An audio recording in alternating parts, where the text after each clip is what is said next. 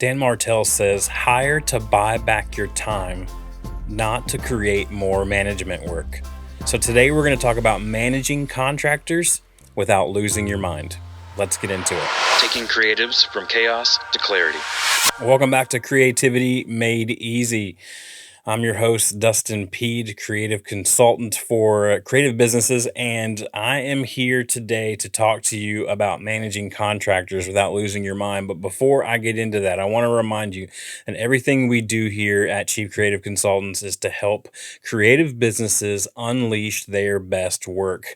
And we are so excited to get into today's episode with you. This podcast is for all creative entrepreneurs, business owners, agency owners, as we're all out here trying to give the world a sense of who we are through our businesses. And I'm here and we're here at Chief Creative to help you do that in the most efficient and effective way as possible. So let's talk contractors, right?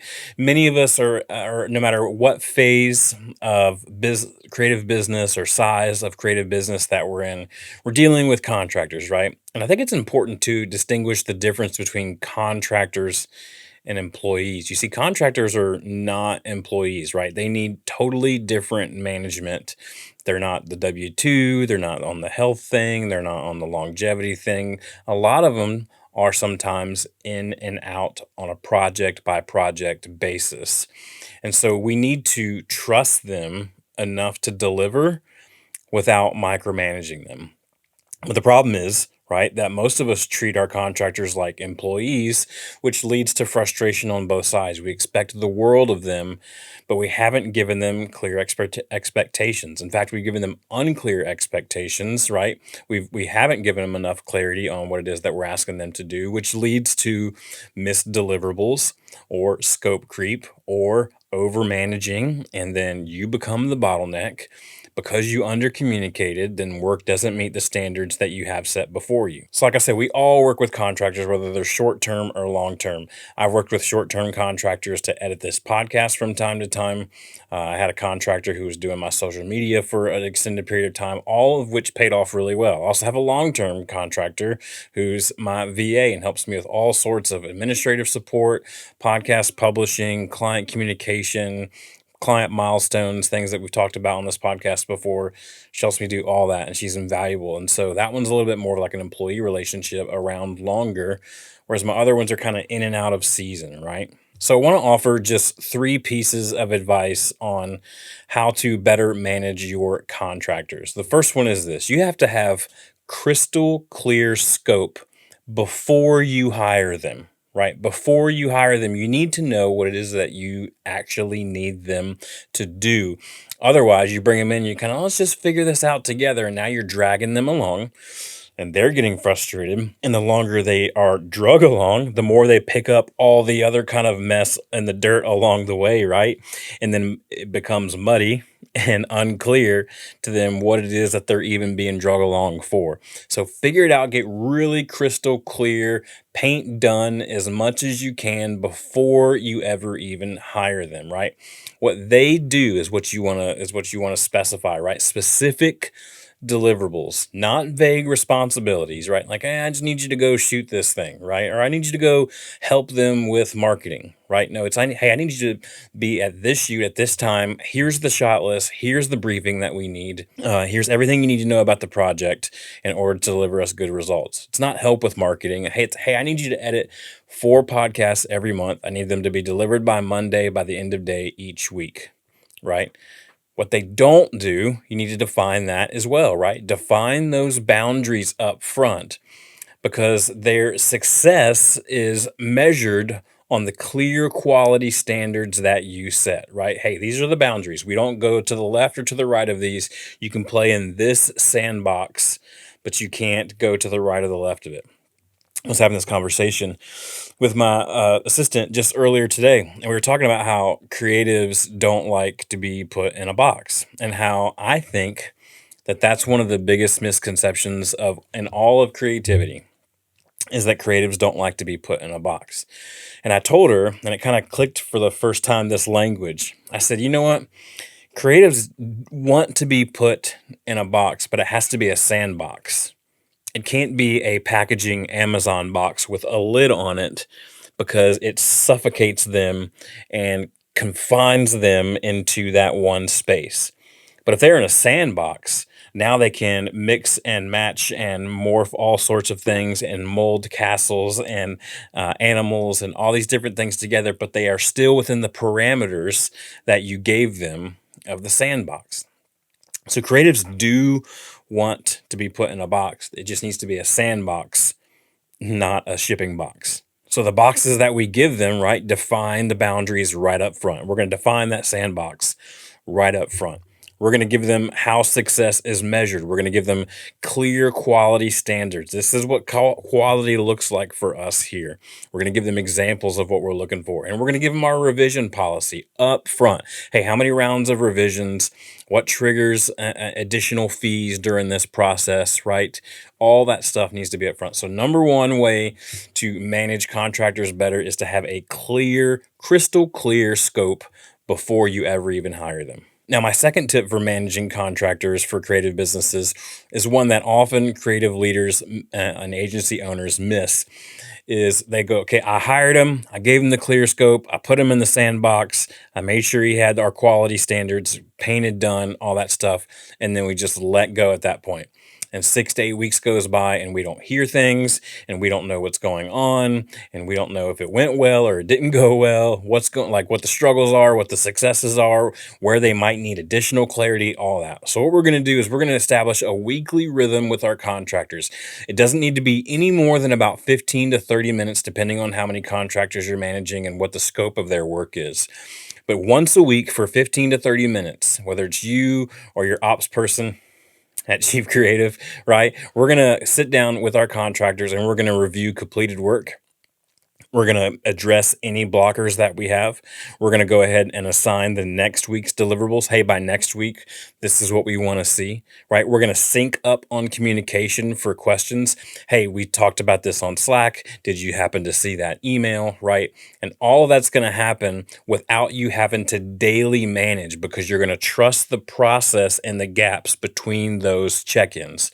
Perfect example, one of my clients, a video agency based out of Indianapolis, every single Monday afternoon at 1:30 for 30 minutes, me, the agency owner, his assistant, and all of our contractors who are doing active work for us at the time, we are on a call in which we are talking about here's what we have coming up, here's what we need. Does anyone have any questions? Is anyone missing anything that they need?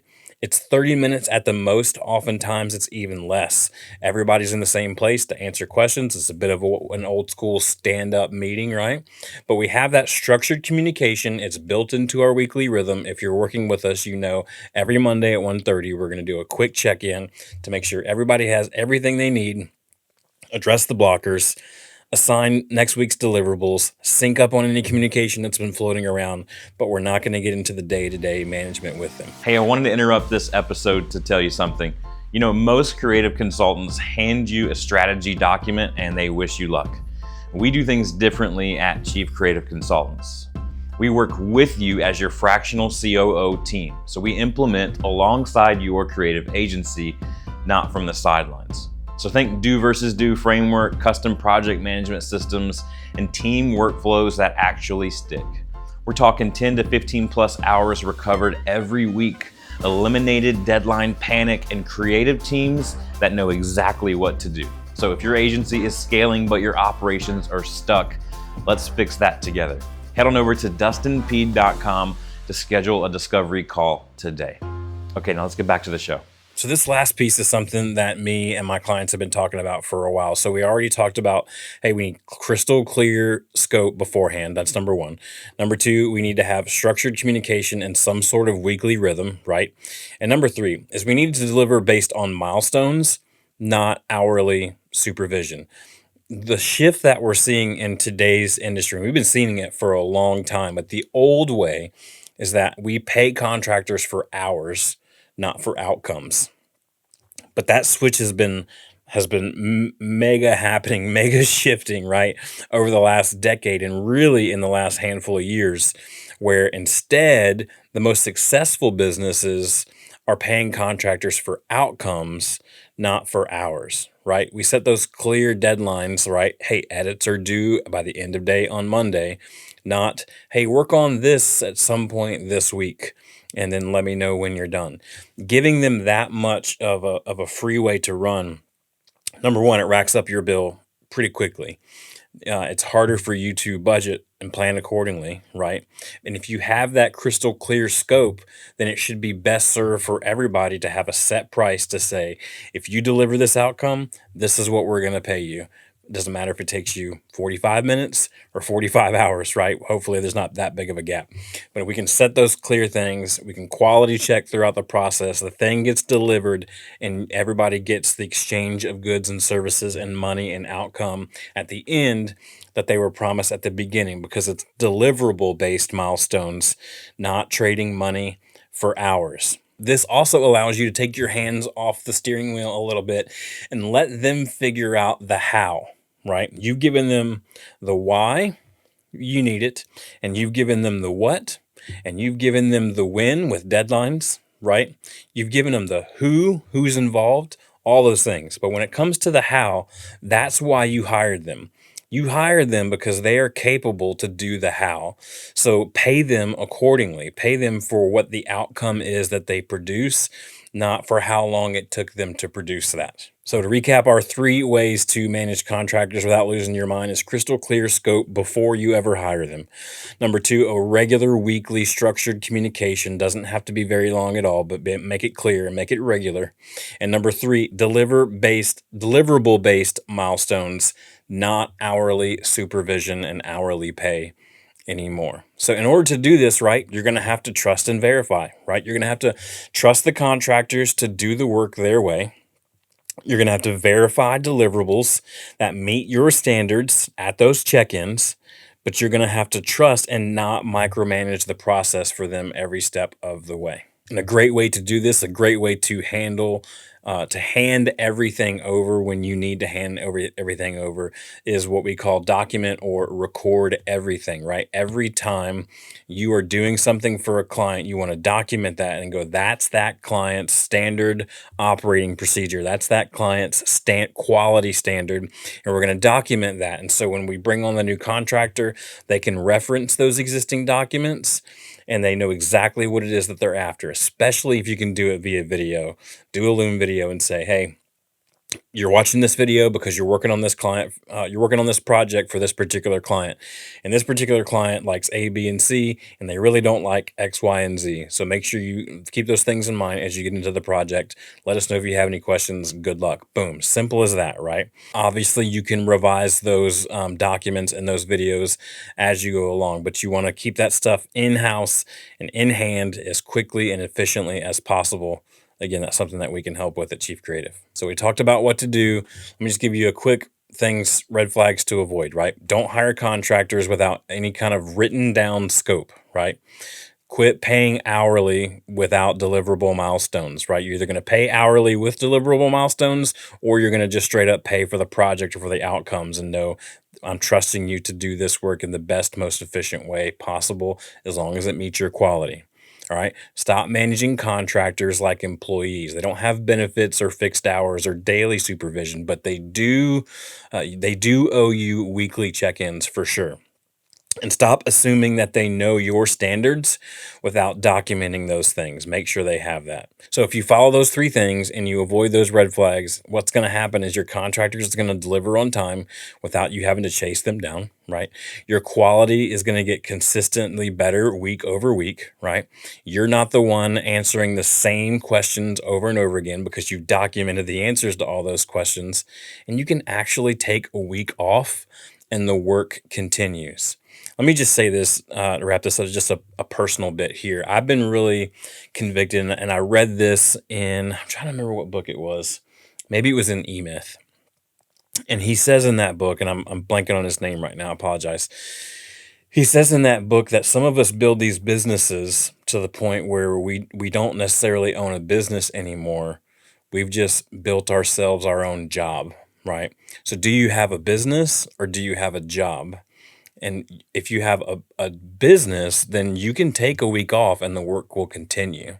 If you have a job, if you take a week off, the work does not continue. And that's something that I'm really wrestling with right now in our agency, if you will, in our business, trying to figure out what that looks like for us. I think we're definitely getting there, but there's a long way to go. And so I would just encourage you, think through that this week as you're thinking about managing your contractors. Is the work going to continue if you take a vacation, or is it going to come to a screeching halt?